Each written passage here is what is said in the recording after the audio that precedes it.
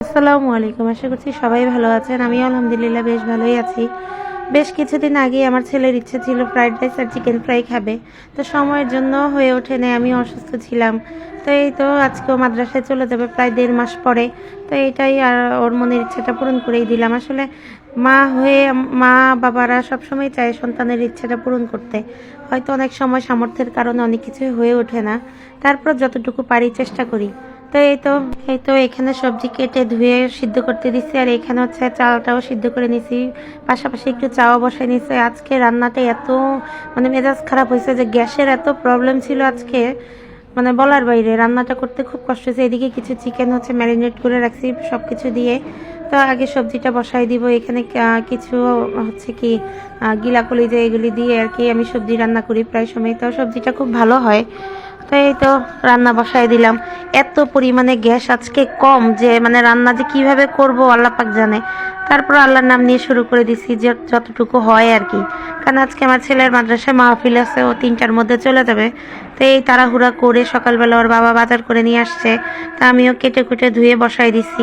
এই অল্প আছে আর কি, কম ইয়েতেই আর কি বসাই দিছি, দেখি কি হয়। যাই হোক, সময় মতো ওকে বিদায় করতে পারলেই হয়েছে। তো এদিকে রান্না বসাই দিছি। এক একজন এক এক স্টাইলে রান্না করে। আমি হচ্ছে সবজিটা একটু সিদ্ধ করে তারপরে বসাই দিছি। আর এদিকে ফ্রাইড রাইস রান্নার জন্য হচ্ছে এখানে কিছু সবজি কুচি কুচি করে নিয়ে সব কিছু দিয়ে বসাই দিছি। এখন গ্যাস পরিপূর্ণ না থাকলে আসলে কোনো কাজই করে শান্তি লাগে না। এই যে গ্যাসের কষ্টে আজকে খুব খারাপ লাগছে রান্না করাটা। তো এই তো এখানে দুধ আর হচ্ছে কর্নফ্লাওয়ার মিক্সড করে সবজিতে দিয়ে দিলাম। এখন যতটুকু হয় আর কি। যাই হোক, আল্লাহর রহমতে সব কিছু ঠিকঠাকভাবেই আমি করে দিতে পারছি সময় মতো, এইটাই অনেক। কারণ ছেলেটা যদি চলে যাওয়ার পরে নিজেরা খেতেও খুব কষ্ট লাগতো। আর আমি এমন একটা মানুষ যে না, আমার ছেলে মেয়ে কোনো কিছু আবদার করলে যত কষ্টই হোক, যত অসুস্থই হই, তারপরেও চেষ্টা করি করে দেওয়ার। আর এখানে হচ্ছে কিছু চিকেন ভেজে নিচ্ছি।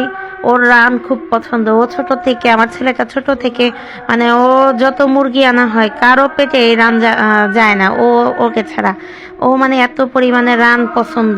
মাদ্রাসায় তো আর রান পায় না ভাগে, তাই এই জন্য আমরা বাসায় ওর জন্য রান সবসময় বরাদ্দ করে রেখেই দিই। এদিকে সবকিছু একসাথে ভেজে নিচ্ছি। আর ভাবলাম যে ও যেহেতু আবদার করছে চলে যাবে, ওর জন্য প্লেটটা একটু সুন্দর করে সাজাই দিই। তো আজকে সাজাই দিয়ে এই যে প্লেটটা সাজাই টাজাই দিয়ে ওরে বসাইছি। কিন্তু ও যেদিন মাদ্রাসায় চলে যায় সেদিন আর তার পেটে খাবার যায় না, খুব কষ্ট হয় মনের ভিতরে। এই জন্য ও খুব কষ্ট করে অল্প একটু খেয়েই চলে। সবাই দোয়া করবেন আমার ছেলের জন্য। আল্লাহ হাফেজ।